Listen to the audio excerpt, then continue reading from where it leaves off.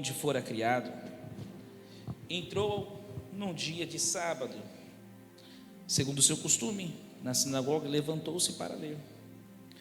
E foi-lhe dado o livro do profeta Isaías. E quando abriu o livro, achou o lugar em que estava escrito: o Espírito do Senhor é sobre mim, pois que me ungiu para evangelizar os pobres, enviou-me a curar os quebrantados do coração, a pregoar a liberdade aos cativos e dar vista aos cegos, e pôr em liberdade os oprimidos, a anunciar o ano aceitável do Senhor. E, cerrando o livro e tornando a dá-lo ao ministro, assentou-se. E os olhos de toda a sinagoga estavam fitos nele. Então começou a dizer: hoje se cumpriu esta escritura em vossos ouvidos. Hoje se cumpriu estas escrituras em vossos ouvidos. Se não for te incomodar, dá uma olhadinha para esse irmão, fala assim para ele: hoje se cumpre na sua vida o que Deus falou.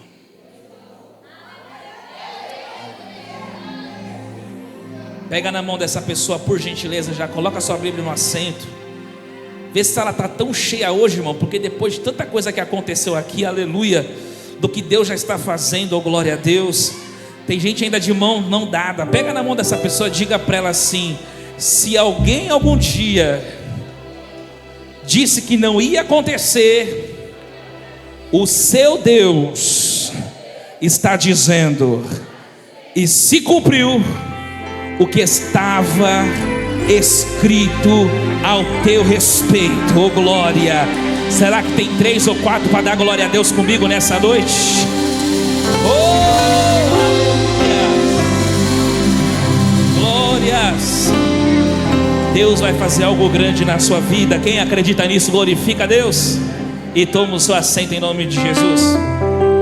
Antes de eu começar a pregar, eu tenho que pegar esse hábito, porque quando vai começar a pregar, muita gente se movimenta até na hora de algum convidado também. Então agora é a hora, irmão. Se você tiver que tomar água, é agora que você vai tomar água.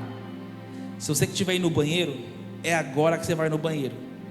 Mas quando eu começar a pregar, você não vai sair da sua cadeira, não vai conversar com o vizinho, a não ser para dar glória misturado com aleluia. Então, preste atenção em tudo que Deus tem para falar aos nossos corações, porque é uma palavra profética para as nossas vidas aqui, que Deus ministrou ao meu coração. Glória a Deus. Esperando os irmãos tomando água. Toma água, irmãos. Eu pensei que ia chover, mas está um calor abençoado. Quem orou para não chover?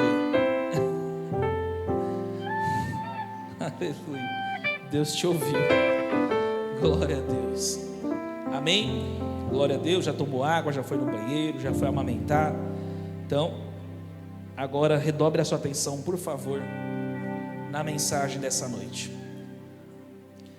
Nós acabamos de ler um versículo inserido do livro de Lucas, no seu capítulo de número 4. De fato, uma poderosa profecia de Deus, dentre muitas outras contidas dentro da Bíblia Sagrada. Só que antes mesmo de nós entendermos o que aqui está sendo escrito, eu preciso contextualizar para você, eu preciso trazer uma introdução a essa história. Diferente dos outros evangelhos que nós somos acostumados, como Marcos, como Mateus e até mesmo João,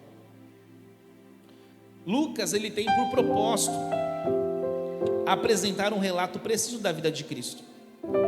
Tanto é verdade que você vai ver certas informações que você não encontra em outros evangelhos.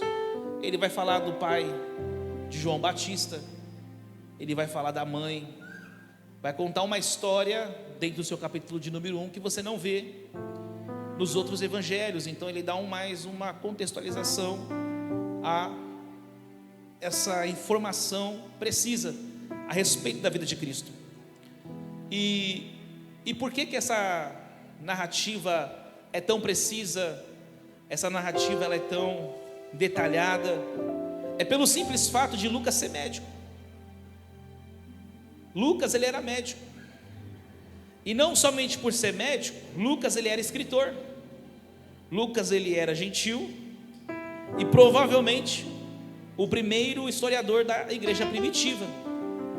Então, quando eu olho para esse perfil, dá a mim o entendimento que por ele ser médico, todo mundo sabe que na função de medicina todo mundo pesquisa, tem os clubes de ciências aí, e eles são sempre ali em busca de algo, mas para que de fato se comprove, ela passa por diversas etapas para se tornar algo comprovado. Então Lucas, ele tinha muito isso. E embora Lucas também não tenha sido um dos que estavam com Jesus, né, como um testemunho ocular, aquele que viu Jesus, Lucas, ele não teve esse privilégio. Lucas, ele não viu Jesus. Talvez você não sabia disso, mas o evangelista Lucas, ele não viu Jesus. Então o que ele escreve, ele se preocupa com os depoimentos das testemunhas, daqueles que viram, daqueles manuscritos que existiam na época. Então ele, com a sua precisão, ele descreve uma biografia de Cristo. E diferente também de outros historiadores que narram os relatos das suas crenças religiosas, Lucas, ele demonstra que cristianismo não é fecha o olho e creia. Ele mostra que de fato precisa ser verificado o que de fato está sendo dito.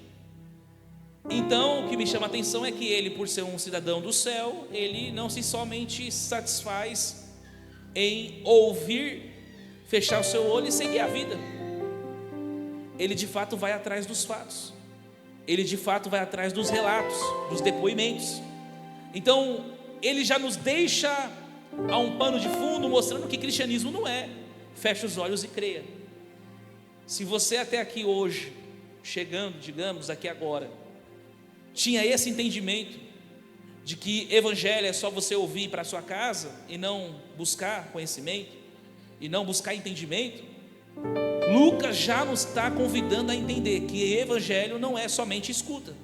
Você precisa de fato também buscar as informações concernente ao que está escrito, porque em João 5,39 diz que nós precisamos examinar as escrituras, porque de fato são elas que testificam de quem é o nosso Jesus, e nelas nós temos o que? A vida eterna. Pois bem, assim como Lucas teve por curiosidade narrar os fatos precisos e ser fiel à verdade, assim também a Bíblia nos encoraja a investigar totalmente as verdades nelas apregoadas. E curiosamente, talvez alguns aqui também não tenham esse conhecimento, o livro de Lucas e o livro de Atos são escritos pelos mesmos autores. Então, quando Lucas tem esse desejo em fazer ambos relatos, tem a mesma pessoa para receber como destinatário, porque ninguém escreve algo sem um destinatário. Quando você vai escrever uma carta para alguém, você precisa colocar um destinatário, até mesmo quando você fala a respeito de Deus. E ele endereça essas pesquisas ao seu companheiro, amigo ou quem seja conhecido, Teófilo. Teófilo provavelmente pode ter sido um dos patrocinadores de Lucas, que ajudou a financiar o seu livro.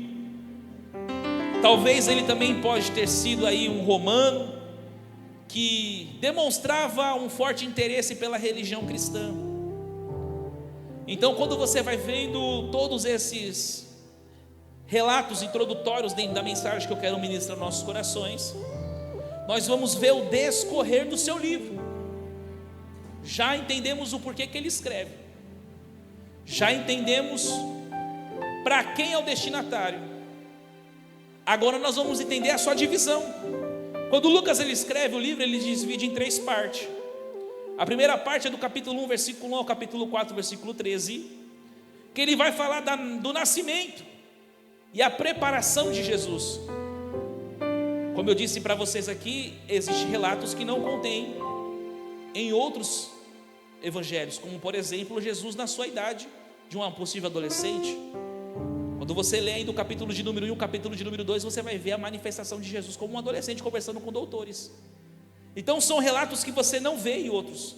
A segunda parte, que é do capítulo 4, versículo 14 ao capítulo 21, versículo 38, nos narra a mensagem e o ministério de Jesus. E por último, a última parte dessas divisões é do capítulo 22, versículo 1 ao capítulo 24, versículo 53, aonde Jesus fala a respeito da morte, a respeito da sua ressurreição. Só que quando nós apreciamos o texto que nós acabamos de ler, nós percebemos que Lucas está escrevendo acerca do ministério de Jesus, porque ele está inserido dentro da mensagem de Jesus e dentro do ministério de Jesus. E escrevendo acerca disso, quem falou para Lucas teve que comprovar que de fato Jesus entrou num certo sábado. Teve que comprovar que de fato ele leu o que estava explícito no texto que nós lemos. Então, as sinagogas daquele tempo, já que é algo comprovado, era muito importante na vida religiosa de uma pessoa judaica. Porque durante o exílio, para quem não sabe, antes da nova aliança, Israel ficou por cerca de 70 anos sobre o domínio de Babilônia. Durante esse exílio babilônico, Israel não tinha mais o templo, eles não estavam na sua cidade, eles não estavam no lugar a qual eles habitavam. Eles foram, de certa forma, levados à força, levados pelo seu adversário, pela uma profecia até mesmo que Deus disse que faria. Então, durante esse período de exílio babilônico, quando os judeus não tinham mais o templo, eles foram estabelecendo lugares de adoração no sábado, e como até escola para meninos durante a semana. E mesmo depois que anos se passam desse exílio babilônico, com a construção de novo do templo, nós vamos ver ainda esses hábitos continuarem. E pelo incrível que pareça, todos esses trabalhos que eles faziam aos sábados e durante a semana era como se fossem casas. E assim sucessivamente, com o passar do tempo, ganharam o nome de sinagoga. Só que, como é que funcionava isso? Era só chegar lá, entrar e pronto? Não. Tinha uma ordem dentro daquele ambiente. Geralmente elas eram instaladas em cidades que haviam cerca de 10 famílias judias, e administradas por um líder e um assistente, sendo que este líder frequentemente convidava um mestre, um visitante, para ler e ensinar as escrituras. Só que o que me chama a atenção no texto é que num certo dia, chamado sábado, Jesus ele entra na sinagoga. Ao entrar na sinagoga, Jesus está fazendo dos seus costumes, assim como em todas as semanas, com as suas obrigações judaicas. E quando eu me deparo com isso, o que me chama a atenção é que eu não sei por qual motivo, ou o que levou o líder daquela sinagoga, mas naquele sábado, alguém deu a oportunidade para ele. Nesse dia, foi lhe dado a oportunidade de ler. Lembra que eu disse para vocês, só era dada a oportunidade quando o próprio responsável da sinagoga convidava alguém na condição de mestre, não qualquer pessoa, não qualquer desinformado, não qualquer aleatoriamente. Jesus recebe esse convite e ele, ao estar para cumprir esse convite, ele se depara com esse texto de Isaías 61, do versículo 1 ao 2, que foi o que ele leu em Lucas, quando Lucas está narrando do seu capítulo 16 a seguir. Olha para cá. Para quem não sabe, ao ler esse texto, Jesus estava fazendo a seguinte declaração: é o ano do jubileu.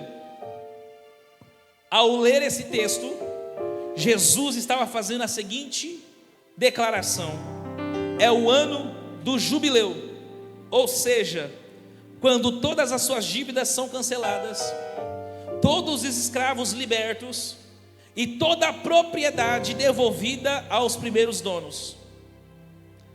Eu imagino aqueles que estavam nesse cenário olhando e pensando: o que esse cara está lendo? O que esse cara está liberando?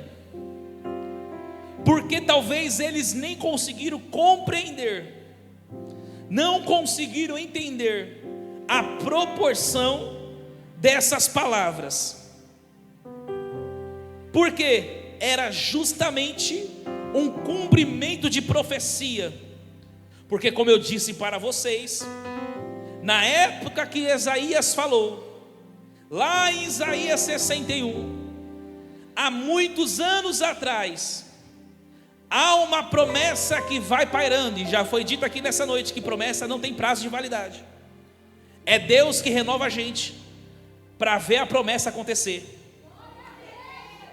Mas nesse cenário, eles não estavam renovados.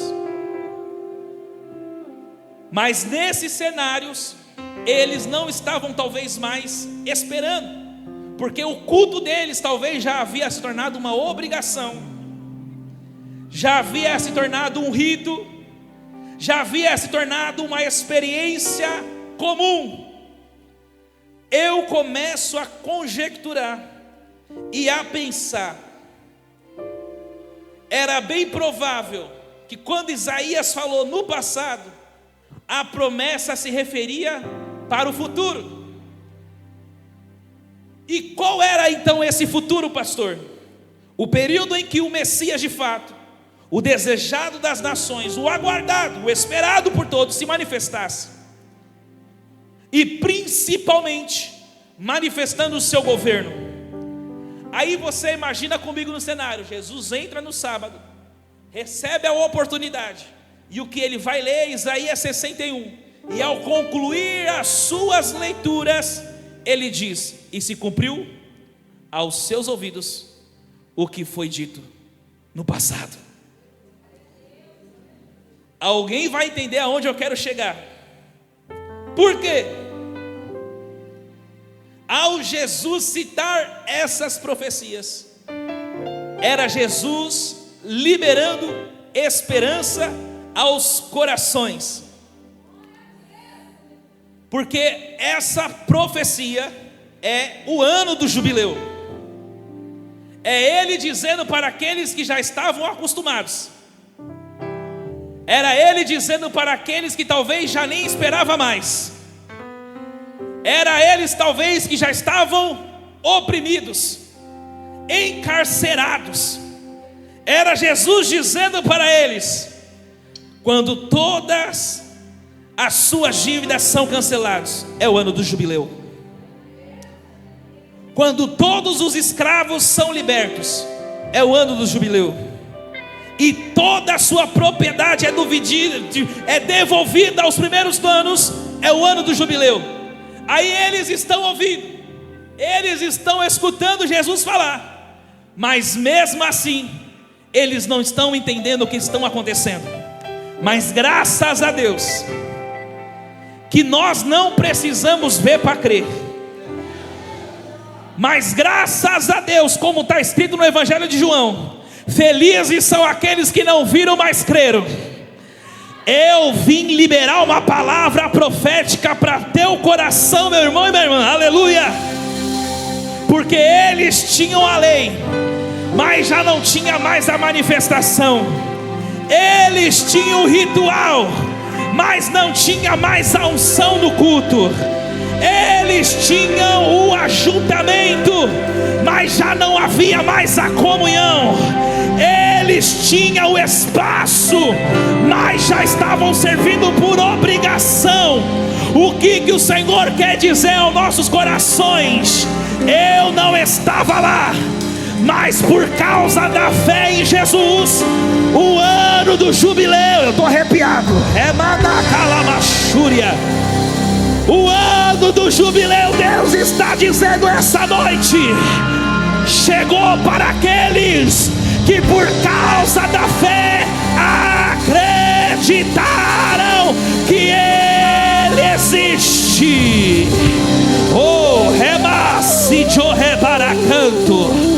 Porque diferente deles, aqui nós não temos um ritual, aqui nós não temos uma obrigação, aqui nós não temos, meu irmão, algo comum. Eu não sei se você está entendendo aonde Deus quer te levar nessa noite. É Deus dizendo, graças a Deus, que você pode não estar naquele tempo, mas graças à graça de Deus, por causa da fé, eu faço parte da promessa que Deus disse a Abraão, por causa da fé. Ou seja, é o ano de jubileu para todos aqueles que por causa da fé em Cristo acredita. Oh, Remanacalamaxúria. É por isso que essa igreja ama a palavra. Por quê, pastor? Porque o que Lucas estava dizendo para eles é o reino de Deus, é o reino de Deus. Se passaram centenas de anos, mas quando eles ouviram falar e se cumpriu o que foi dito aos ouvidos deles, eles não conseguiram reagir, eles não conseguiram entender.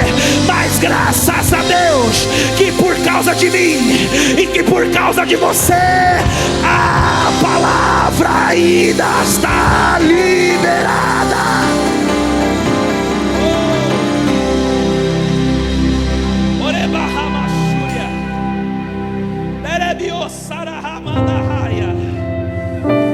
Eu estou me aquecendo, meu irmão. Eu estou introduzindo a mensagem. Oremahassúria. Eu estou sentindo graça de Deus. Porque será que você consegue compreender, imaginar a cena, imaginar o cenário? Quando Jesus libera a palavra no mundo espiritual, imagina como o adversário ficou, imagina como o inimigo ficou. Porque, pastor, é Deus dizendo no nosso ano de 2026. Porque, pastor, o que o Senhor quer dizer? É Deus dizendo no ano de 2026, Alamanarassúria. Deus não quer ver eu e você apegado em rotinas, porque rotinas faz eu e você perder o que está acontecendo no ambiente espiritual. Deus está dizendo, como se fossem rituais, como se fossem obrigações. Jesus não quer ver você e eu juntamente se envolvendo sem Alamanaia, Urabacanto de Calamaxéria. Eu estou sentindo graça, eu estou sentindo graça para liberar essa palavra. Oh glória, a nível de introdução, Deus está dizendo, se prepara, meu irmão, porque nenhum culto vai ser normal, nenhum dia vai ser normal. Todos os dias, novidade, novidade, novidade, novidade, novidade. Me ajuda a pregar. Pega na mão dessa pessoa e diga para ela, em 2026, pega na mão dessa pessoa e diga, em 2026, oh glória, oh glória, o nível da sua sensibilidade espiritual vai subir, vai subir, vai subir, vai subir. Só quem quer crescer espiritualmente, abra a tua boca e enche o semente de glória.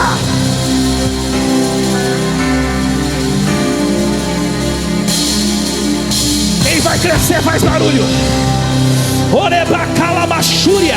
Eu não quero perder a oportunidade que eles perderam. Eu não quero perder a oportunidade que eles perderam. Se Jesus está aqui, eu vou dar glória, eu vou dar aleluia, eu vou dar glória, porque a palavra dele se cumpriu.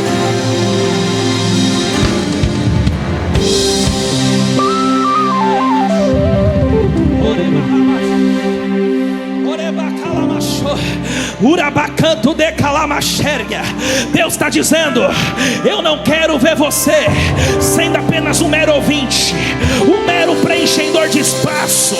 O que Jesus deseja é que você se envolva, se envolva, se envolva, se envolva. Eu vou pregar essa mensagem, eu vou pregar essa palavra, porque eles tinham espaço e tinha muita gente preenchendo espaço, mas a palavra que está sendo liberada é: Jesus não quer você preenchendo espaço, Jesus quer você envolvido, Jesus não quer você só ouvindo, Jesus quer você exercitando o que está sendo liberada. Me ajuda a pregar, por gentileza.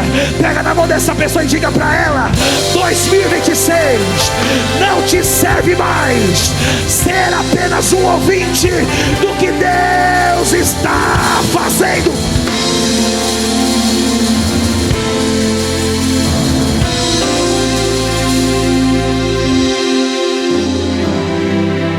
Tem uma oração que eu faço e eu levo ela comigo.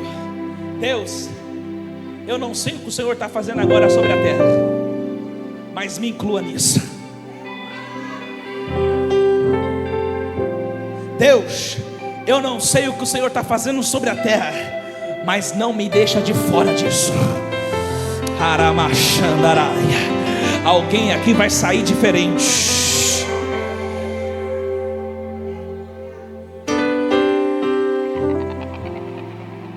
E por que eu estou pregando essa mensagem a nível de introdução, nessa primeira aplicação? É porque quando Jesus declara aquilo para todos os seus ouvintes, Ele estava dizendo: tentaram me matar quando eu nasci,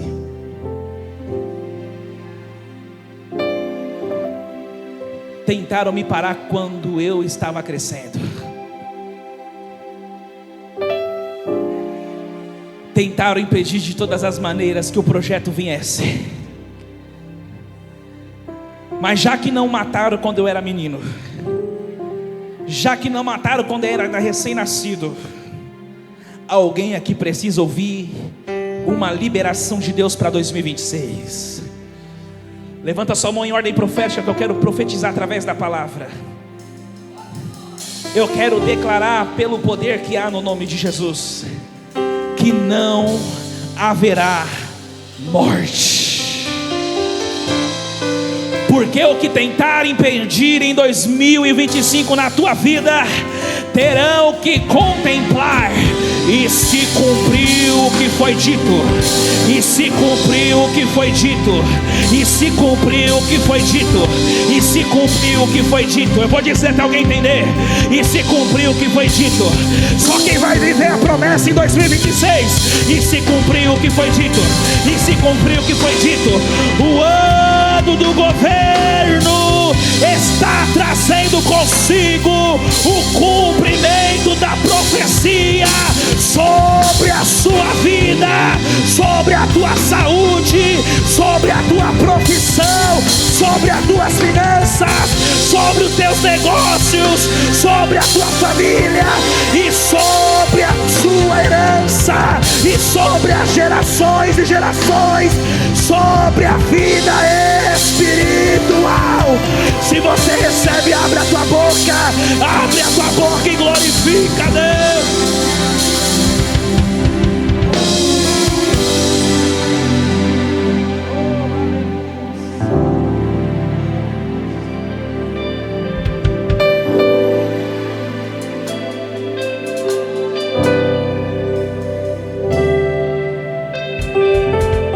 Alguém vai ver a promessa. O que talvez você gerou em 2025 em silêncio, em 2026 não vai dar para esconder mais. O que alguém disse talvez que não ia dar certo, sinto muito lhe informar, mas quem falou vai ter que ver a promessa. Só que o que me chama a atenção, narrando a continuidade da história, passa-se o sábado, passa-se então a profecia. O que Jesus liberou, eu imagino o mundo espiritual naquela hora, e se cumpriu o que foi dito aos ouvidos. E ao passar todo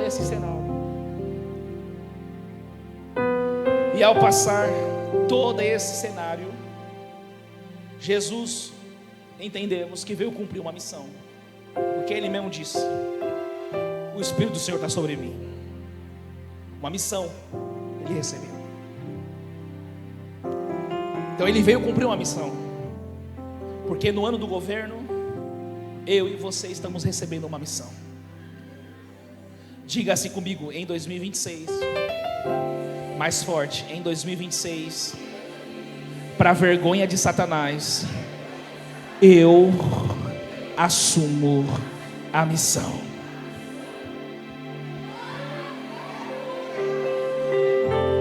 E qual é esta missão, pastor? Contextualizando, Jesus veio para cumprir uma missão.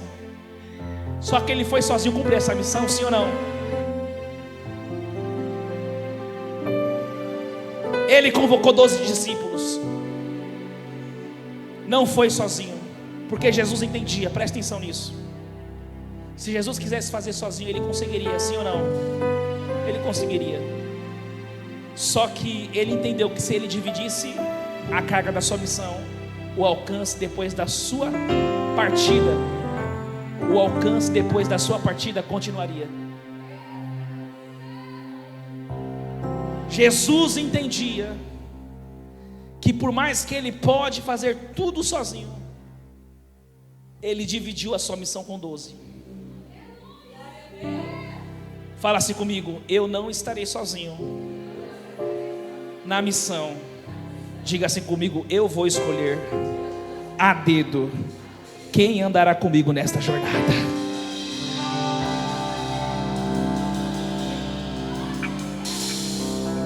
Já está escolhendo? Já está pensando? Porque tem pessoas que vai deixar a sua jornada em 2025. Tem coisas de 2025 que vai ter que ficar para trás, porque tem gente que não está indo para o mesmo.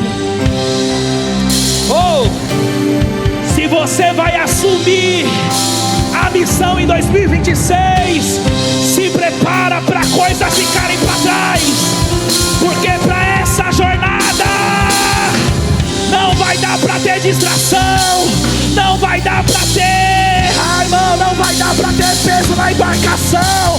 Deus está dizendo: escolhe, mas escolhe certo.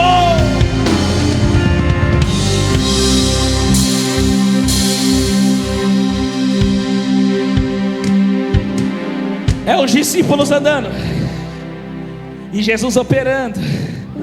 É os discípulos andando e Jesus nos ensinando. É os discípulos andando. É de noite. Tem que ser alguém que está disposto a caminhar. Tem que ter alguém disposto a te incentivar.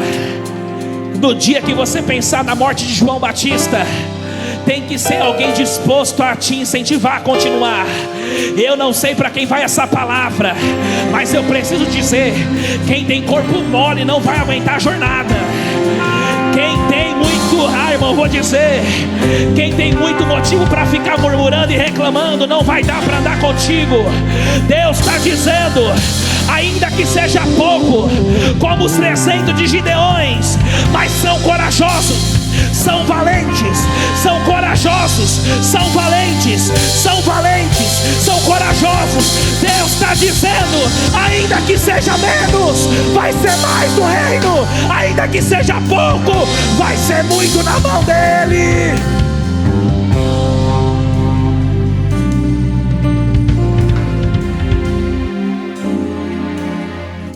E Jesus, por cerca de 3 anos e meio caminhando com seus discípulos, passa-se o período do treinamento. Olha para esse irmão, diga para ele: quem andar com você, você vai precisar treinar. Porque você não passou coisas poucas em 2025 para ficar guardando as suas experiências que foram geradas. Passa esses 3 anos e meio. E Jesus, nas suas últimas palavras com seus discípulos, entrega a eles algumas ordens. E quais foram essas ordens, pastor?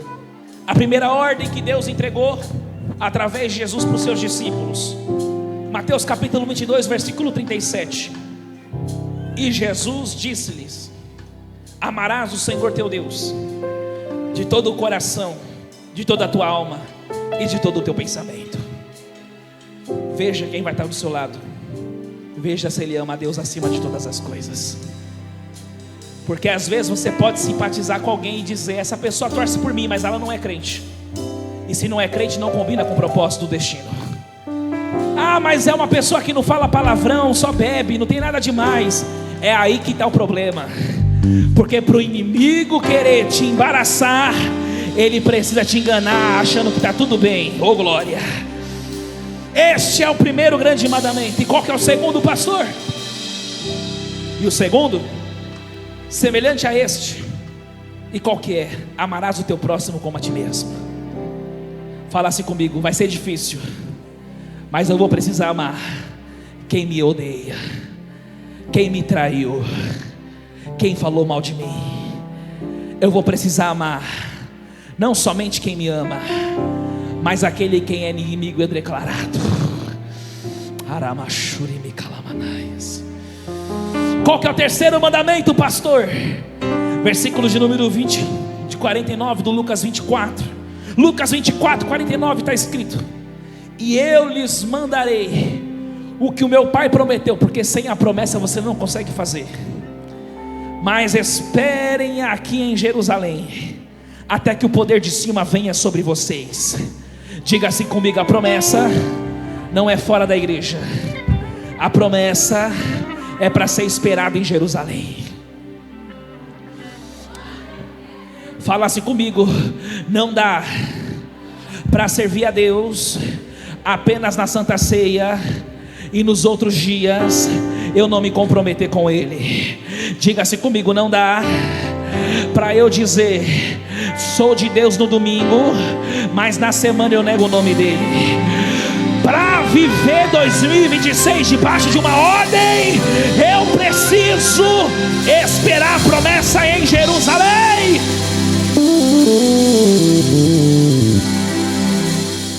Quarta promessa, Marcos 16, 15. Essa daqui dói, porque talvez nem todo mundo é bom de comunicação. E disse-lhes: ide por todo mundo e pregai o evangelho a toda criatura.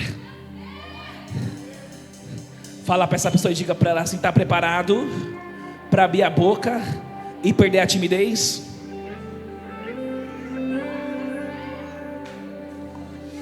Eu estou sentindo Deus aqui. Urabacanto de calamacheia. Fala para essa pessoa: está preparado? Fala, está preparado? Porque o próximo pastor pode ser você. O próximo líder pode ser você. Aleluia, aleluia. Porque melhor do que começar a jornada é ela continuar mesmo na sua ausência. Porque melhor do que começar uma jornada é ela continuar viva no coração daqueles que eu discipulei. Porque melhor do que começar uma jornada, é melhor do que status, é melhor do que qualquer coisa, fama, dinheiro nessa vida, é vidas continuarem a continuar espelhando, refletindo aquilo que você impactou nela. Fala para essa pessoa: você não vai impactar silenciado. Diga, você não vai impactar silenciado.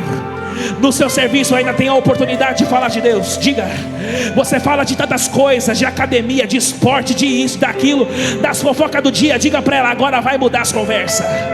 É tempo de você ser canal de bênção. É tempo de você, irmão, eu vou pregar. Porque muitos querem um altar, muitos querem um microfone, muitos querem. Mas melhor do que o microfone, melhor do que o altar, oh glória, é você ver e dizer: depois daquela palavra que tu me falastes, a minha vida mudou. Depois daquela palavra que tu me falastes, eu recebi a cura.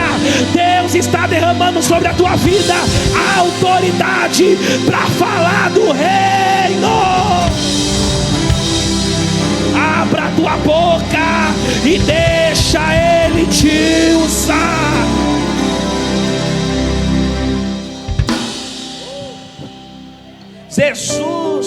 Jesus, meu Deus. Ele desejava que o reino continuasse após a sua subida aos céus. E o que chama atenção é que o início do estabelecer o seu governo foi na terra de Jerusalém. Alguns podem até querer viver somente a Judéia e Samaria, aleluia, mas só haverá a expansão do governo quando o propósito em Jerusalém se cumprir, se estabelecer e se solidificar. Tem gente que quer viver a fase do crescimento, tem gente que quer viver a fase da expansão, porque Jesus disse: quando minha promessa descer, ela vai descer em vocês, em Jerusalém, mas ela vai alcançar Samaria, Judéia e os confins da terra.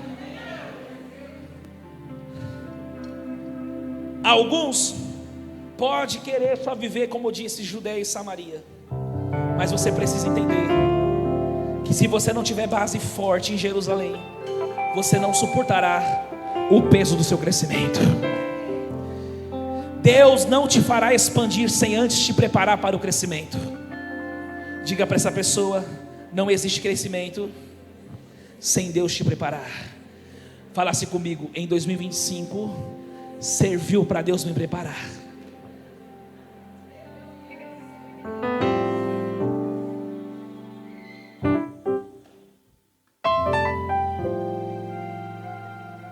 Em 2026 você não receberá uma nova palavra, porque você já está debaixo de uma palavra: Jerusalém. Para alguns, Jerusalém é a terra da morte e da ressurreição, ou seja, a terra da esperança. Mas para outros talvez seja a terra da aflição, porque também foi o lugar onde Jesus foi traído, humilhado e rejeitado. É fácil crescer na terra da dor, sim ou não? Mas olha você aqui. É fácil crescer na terra da rejeição, sim ou não? Mas olha você aqui. Então 2025 me serviu para me preparar. E alguns ainda podem se apresentar no seu caminho para falar, irmãos. Por que você ainda está aguardando? Por que você ainda está esperando? Porque foi assim que fizeram com os discípulos. Passa um dia e não aconteceu nada. Passa 2 dias, não aconteceu nada. Passa 3 dias, não aconteceu nada.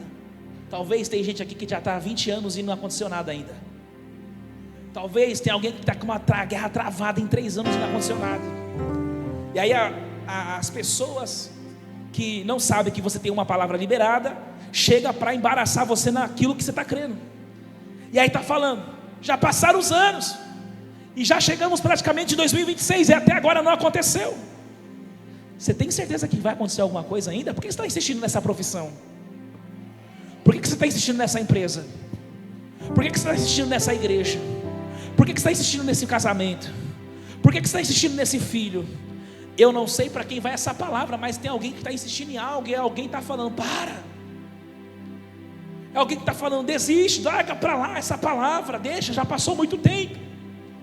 Mas me ajuda a pregar para essa pessoa não se sentir sozinha, por favor. Pega na mão dessa pessoa e diga para ela: é com você que Deus está falando. Fala para ela assim: ó, não desiste não. Pega na mão dessa pessoa e diga para ela: não desiste agora não. Porque toda palavra, como eu já disse, ela não tem prazo de validade. Quando eu leio Atos capítulo de número 2, versículo de número 1, está escrito: e se cumprindo-se.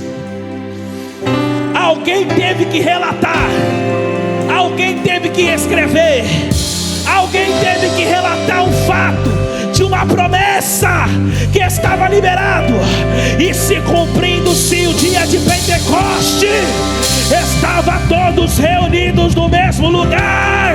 E de repente, o que foi dito pelo profeta Joel, o que foi dito no passado, passaram-se anos, passaram anos, mas a palavra de Deus, a palavra palavra de Deus não tem validade. E se cumprindo em 2026, e se cumprindo em 2026, eu e a minha casa serviremos ao Senhor. A minha casa servirá ao Senhor. A minha casa servirá ao Senhor. Tem promessa, tem promessa, tem promessa, tem promessa, tem promessa. Eu estou sentindo graça, eu estou sentindo graça, eu estou sentindo graça. Oreba calamachuri me calamanaia, oreba candarábia. Deus está dizendo para alguém: pode se passar os anos, mas há uma palavra liberada.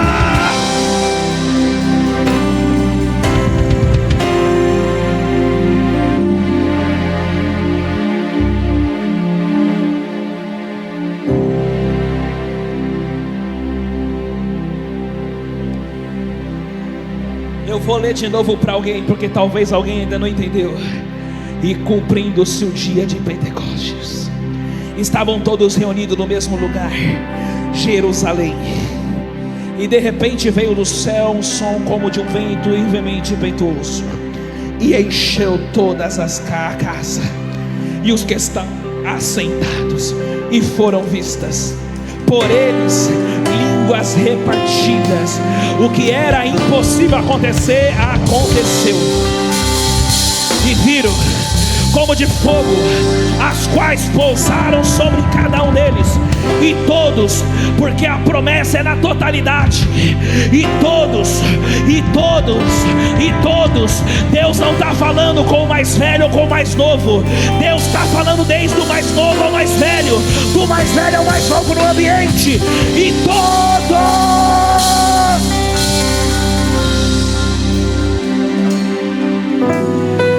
vai ser todos que vão viver a palavra de Deus liberada. Eu vou viver a totalidade da promessa. O Deus de obras completas vai fazer cumprir na hora certa. Não vou temer, o projeto vem de quem não erra. O Deus de obras completas vai fazer cumprir na hora certa. Jesus havia cumprindo a sua missão, e agora era a hora dos seus discípulos darem a continuidade. Por isso a importância de escolher as pessoas corretas que vão andar com você em 2026, porque é em Jerusalém, é no local do choro, é no local do desprezo, é no local da morte, é no local da ressurreição que a promessa de Deus se cumpre. Porque primeiro Deus precisará fazer você forte em Jerusalém, para te deixar resistente na Judeia e na Samaria, e na Judeia. Tudo isso foi para te fazer forte.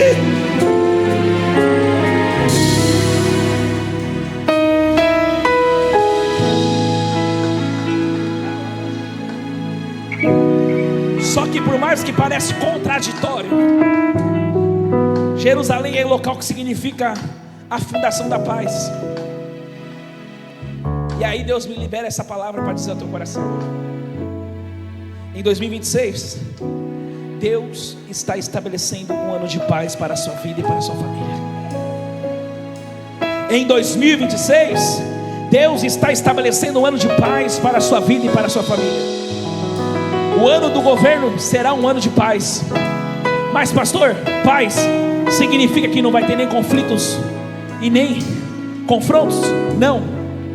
Significa que você vai ter paz para lidar com tudo isso. Quando você estabelece o governo em Jerusalém, quando você está em paz para administrar todas as circunstâncias, você está pronto para o próximo nível, Judéia e Samaria. Porque essas terras te aguardam. Não é você que vai até a promessa, é a promessa que espera você chegar. Porque Judéia e Samaria já estavam aguardando os discípulos chegar. E Deus está falando: não desiste não em Jerusalém, porque você precisa chegar na Samaria. Tem alguém esperando você lá. Tem alguém esperando você na Judéia. Oremachandaraia. Eu não sei quem vai crer nessa palavra, meu irmão, mas tem alguém que quis desistir em Jerusalém, quis parar em Jerusalém. 2025 talvez você quis desistir e parar, mas Deus está dizendo: há uma palavra liberada para a Judeia e para Samaria, e não vai ser outra pessoa que vai lá. Deus conta com você. Bate assim no peito e fala: eu sou a resposta de Samaria, eu sou a resposta da Judeia, eu sou a resposta.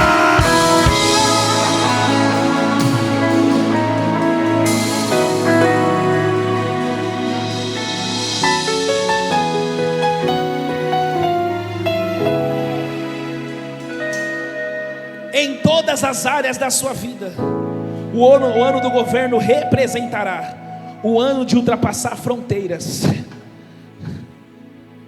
Está preparado?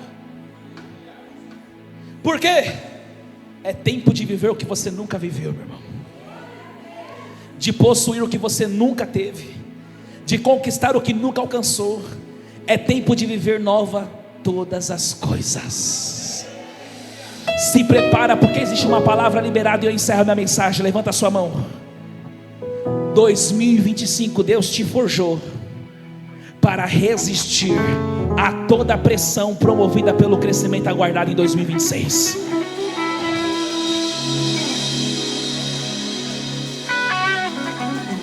Agora você está pronto para a pressão que está te esperando em 2026, porque Deus te preparou. Deus te fez muitas vezes chorar, permitiu muitas vezes você passar em silêncio, mas para Ele te preparar para aquilo que está guardado em 2026. Se você acredita nessa palavra, levanta a sua mão por um momento, abre a tua boca e glorifica a Deus, porque toda a forja de Deus é um preparo para uma estação maior, para um ano maior. Prega a Deus nessa noite a palavra. 2026, o ano do governo. Glorifica a Deus e aplauda ao Senhor e glorifica